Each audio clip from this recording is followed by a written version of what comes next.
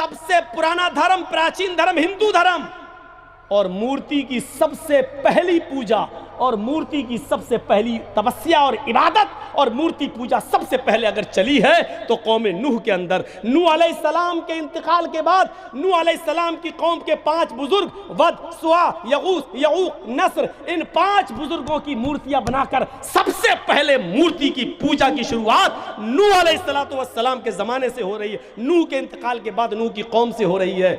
और आप जानते हैं कि हिंदू धर्म के अंदर मूर्ति पूजा से नीचे कोई शुरुआत ही नहीं होती है, और ये भी बहुत प्राचीन कौम है, पुरानी कौम है, और ये उसी ज़माने से मूर्ति पूजा करती चली आ रही है। बताइए, उसलूब बदल दो। ये कहने की ज़रूरत नहीं कि ये मोहम्मद सल्लल्लाहु अलैहि वसल्लम का दीन है।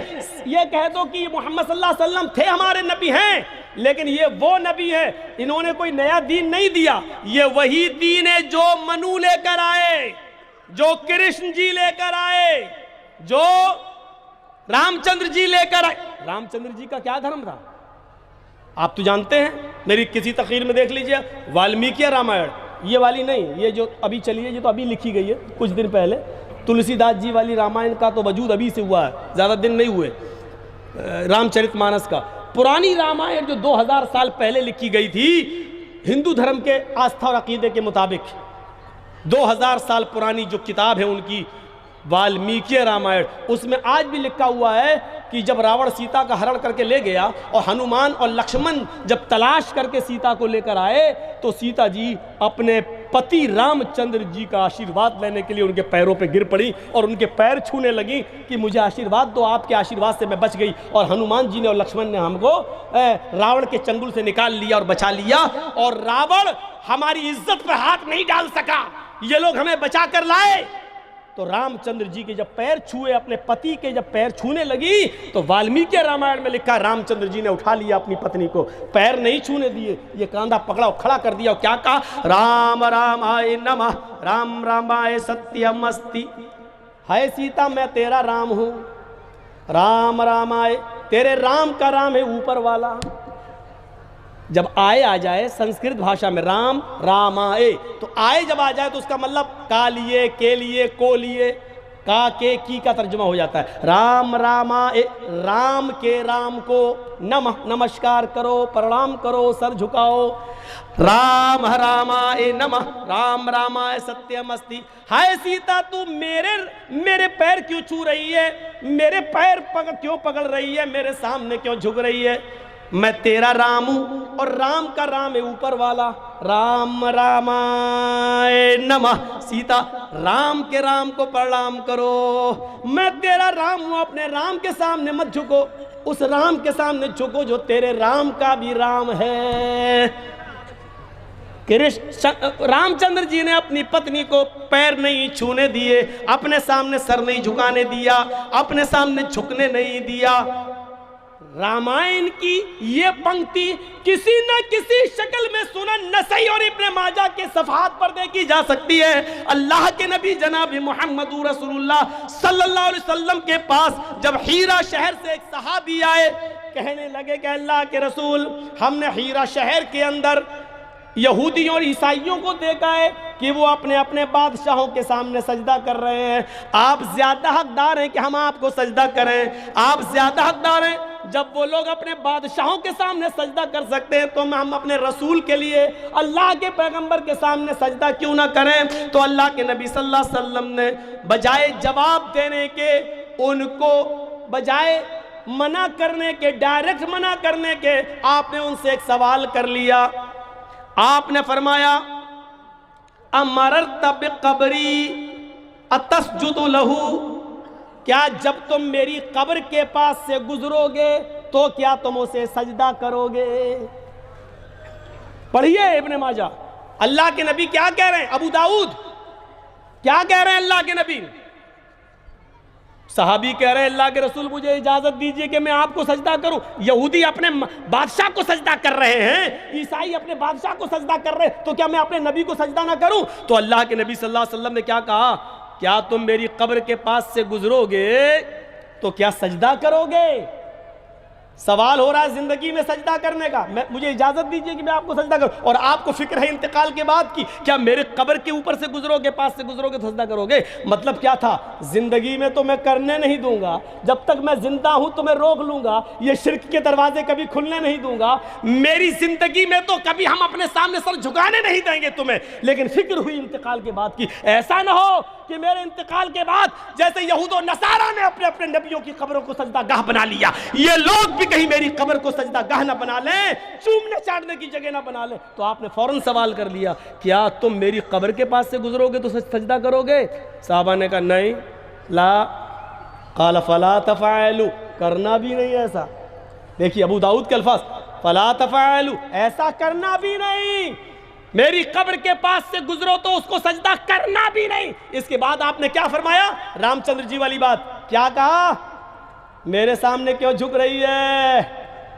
झुकना है तो ऊपर वाले के सामने झुक, अपने राम के को रमा कर, नमस्कार कर, झुक। अल्लाह के रसूल ने भी यहाँ क्या कहा, अगर अल्लाह के अलावा सजदा किसी को जायज होता, अगर अल्लाह के अलावा यहाँ सजदा किसी के सामने, सर झुकाना किसी के सामने जायज होता, तो मैं औरत को हुक्म देता कि वो अपने शौहर को सजदा करे।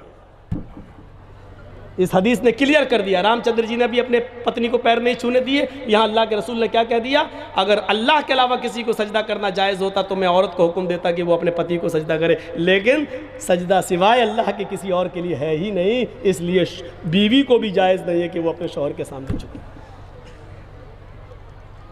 ये है समानता, ये है बराबरी जो हिंदू भाइयों में भी और हमारे अंदर भी है।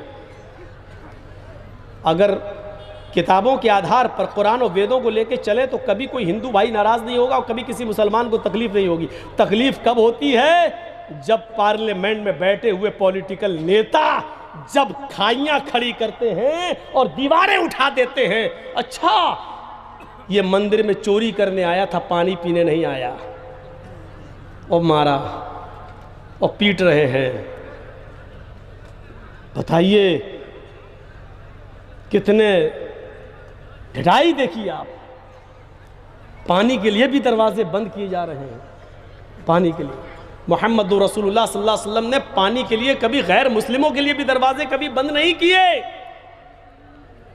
हम देखें, गौर करें, जब हिंदू मुस्लिम की खाई पॉलिटिकल लोगों के जरिए जब खड़ी कर दी जाती है तो उसका खमियाजा आप देख रहे हैं, अभी तक उसकी भरपाई नहीं हो रही है।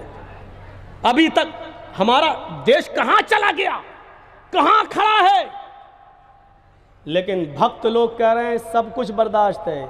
एक तो अंधा यहां तक कह रहा है 100 रुपये डीजल क्या, पेट्रोल क्या, अगर 500 रुपये भी हो जाए तो खरीदेंगे। मुसलमानों के कान तो मरोड़ दिया है, उनकी टोटी तो टाइट कर दी है। तासुब का घृणा का ये हाल है मेरे भाइयों। वो कह रहा है 500 रुपये लीटर भी पेट्रोल हो जाए तब भी हम वोट यही देंगे। क्यों? क्योंकि टोटी तो टाइट कर दी है मुसलमानों की। ये नफरत का हाल पैदा, नफरत इस हद तक पैदा कर दी गई है। देश हमारा कहाँ जा रहा है उसकी तरफ नहीं, मुल्क हमारा कहाँ जा रहा है उसकी तरफ नहीं। तो ये खाई कैसे ख़त्म होगी? ये किताबों के आधार पे होगी, ये कुरान और वेदों की रोशनी में होगी। ये हिंदू और इस हिंदू धर्म और इस्लाम धर्म दोनों को रखा जाए और बताया जाए कि देखो ये तुम्हारे यहाँ, ये हमारे यहाँ है। कहाँ है, कहाँ है अत्याचार और जुल्म? कहाँ है कि हम तुम्हें मारे और तुम हमें मारो? आप कुरान खोलिए, पहली आयत आपको क्या मिलेगी? बिस्मिल्लाहिर्रहमानिर्रहीम। आप ऋग्वेद खोलिए, पहला मंत्र आपको क्या मिलेगा ऋग्वेद में? अग्नि मिले। अग्नि मानी अग्नि, अग्रणी, अग्नि सबसे पहले। शुरू करो उसके नाम से जो सबसे पहले था, प्रारंभ करो उसके नाम से जो सबसे पहले था। सबसे पहले कौन था? अल्लाह। अग्नि, अग्रणी, जो सबसे पहले था। हमारे यहाँ पहली आयत क्या है? बिस्मिल्लाहिर्रहमानिर्रहीम। शुरू करता हूँ उस अल्लाह के नाम से जो बड़ा ही मेहरबान, इंतहाई रहम करने वाला है। लीजिए कुरान पढ़िए। दूसरी आयत क्या है? अल्हम्दुलिल्लाहि रब्बिल आलमीन। तमाम तारीफें उस अल्लाह के लिए जो दोनों जहान का पालनहार है, परवरिश करने वाला रब है। ऋग्वेद का दूसरा मंत्र क्या है? मही देवस्य सवितु परिष्टुति, मही देवस्य सवितु परिष्टुति। मही मानी महान है, देवस्य हमारा देवता, सवितु जिसके लिए सारी की सारी परिष्टुति प्रशंसाएं हैं। अब इसका तर्जमा ये होगा, मही देवस्य सवितु परिष्टुति, महान है हमारा वो देवता जिसके लिए सारी की सारी तारीफें, सारी की सारी प्रशंसाएं हैं। इन मंत्रों को देखकर ही तो कभी मैंने कहा था, कौन कहता है हम तुम में जुदाई होगी, कौन कहता है हम तुम में जुदाई होगी, ये हवाई तो किसी दुश्मन ने उड़ाई होगी। हिंदू और मुसलमानों को किताबें कभी अलग नहीं करती हैं, कुरान और वेद कभी अलग नहीं करते हैं। ये पार्लियामेंट में बैठे हुए पॉलिटिकल नेता हमें और आपको एक दूसरे के करीब नहीं आने देते हैं, क्योंकि शॉर्टकट में कह दूं, पापी पेट का सवाल है। ये पेट की आग कैसे बुझेगी? इन्हीं के नाम पर तो रोजी रोटी कमाई जा रही है। आप पढ़िए कुरान की तीसरी आयत, अर्रहमानुर रहीम, जो बड़ा मेहरबान है, इंतहाई रहम करने वाला है। ऋग्वेद का तीसरा मंत्र अगर आप पढ़ेंगे तो लिखा है बसुरदयामान, जो बड़ा दयालु है, बड़ा कृपालु है, उसकी कृपा और दया की कोई सीमा नहीं है। बसुरदयामान, जिसकी दया की कोई सीमा नहीं है, बड़ा दयालु है, जिसकी असीमित दया है, जो बेशुमार रहमतों का मालिक है, उसकी रहमत की, उसकी कृपा की, उसके रहमो करम की कोई हद नहीं है। और रहमान रहीम, जो बड़ा ही रहम करने वाला, इंतहाई मेहरबान है। कहां चला गया ये मामला? क्या कर रहे हो भाई? बीच में मत उठो। चाचा कहां जा रहे हो?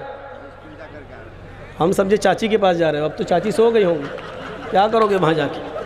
बैठ जाओ ना भाई, इतनी रात में 2:20 पर हम सोचे घर जा रहे हैं, चाची बेचारी वो भी सो गई होंगी। बसुर दयामान, जो बड़ा दयालु और कृपालु है, जिसकी दया की कोई सीमा नहीं है। देखिए कितना भाईचारा है, भाईचारा।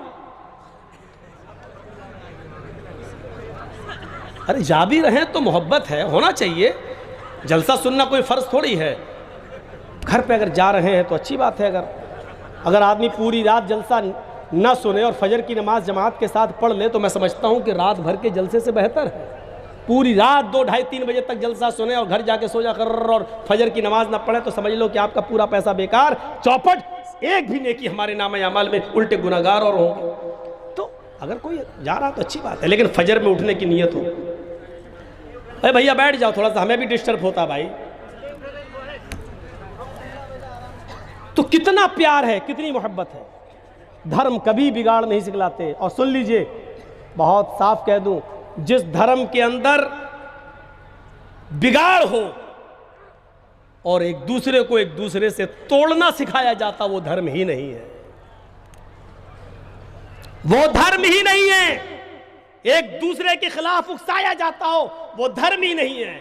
कुरान करीम इंसानियत की और मानवता की सबसे बड़ी मिसाल पेश करता है। क्या कहता है? मन कतला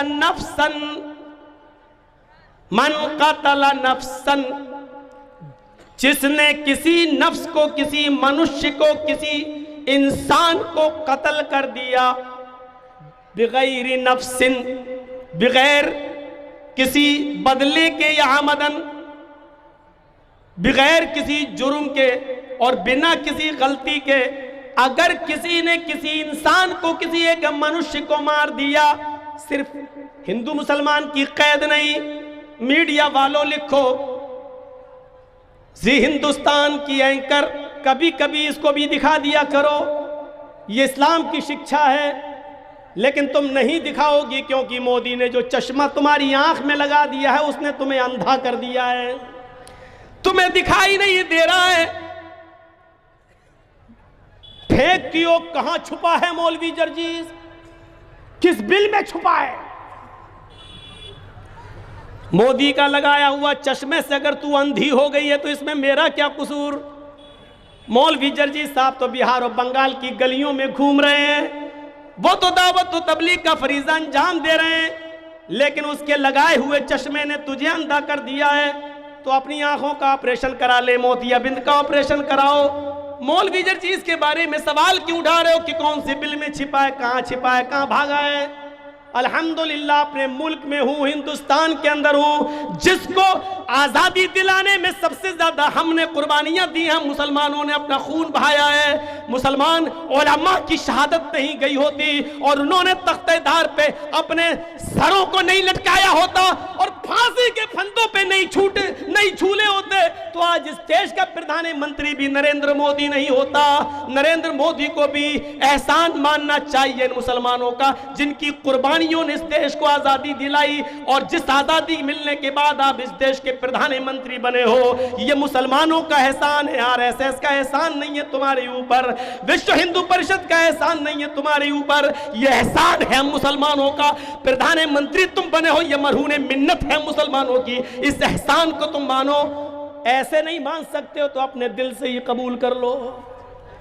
सरेआम कहने में बड़ी बेइज्जती हो जाएगी और आरएसएस वाले कल तुम्हें निकाल देंगे, इसलिए दिल से एक्सेप्ट कर लो कि हाँ, मौलाना जर्जीस ने जो कहा है वो बिल्कुल सही कहा है। अगर इस देश को मुसलमानों ने अपना खून बहाकर कुर्बानी देकर आज़ाद नहीं कराया होता, तो आज हम इस देश के प्रधानमंत्री नहीं होते, बल्कि अंग्रेज ही इस भारत के अंदर होते और वही इस देश को चला रहे होते। ये हालत है हमारी। चलिए, आदत है मेरी थोड़ी सी जज्बात में बहकने की, जब तक इतना बोलूँ नहीं मेरा खाना भी हजम नहीं होता है, तो एक आदत हो गई थोड़ी सी। हालांकि सब लोग समझाते हैं कि मत बोलो, अच्छी बात भी है, समझाना भी चाहिए, लेकिन बोलते वक्त होश ही नहीं रहता तो क्या करें। तो चलिए, ये तो हो गई थोड़ी सी ये मिसालें। आइए थोड़ा सा मुआशरे की इस्लाह देख लें। हिंदू धर्म के अंदर 18 पुराणों का वर्णन है, उनमें 3 पुराण बड़े मशहूर हैं, भागवत पुराण, कल्की पुराण, भविष्य पुराण, और भी हैं। अभी मैंने बताया था गरुड़ पुराण, मत्स्य पुराण, शिव पुराण, बहुत से पुराण, 18 पुराणों में 3 पुराण बड़े मशहूर हैं, भागवत पुराण, कल्की पुराण और भविष्य पुराण। और नबियों के, पैगंबरों के आने की बशारत और भविष्यवाणियाँ इन्हीं तीनों किताबों में मौजूद हैं। इन तीनों किताबों के अनुसार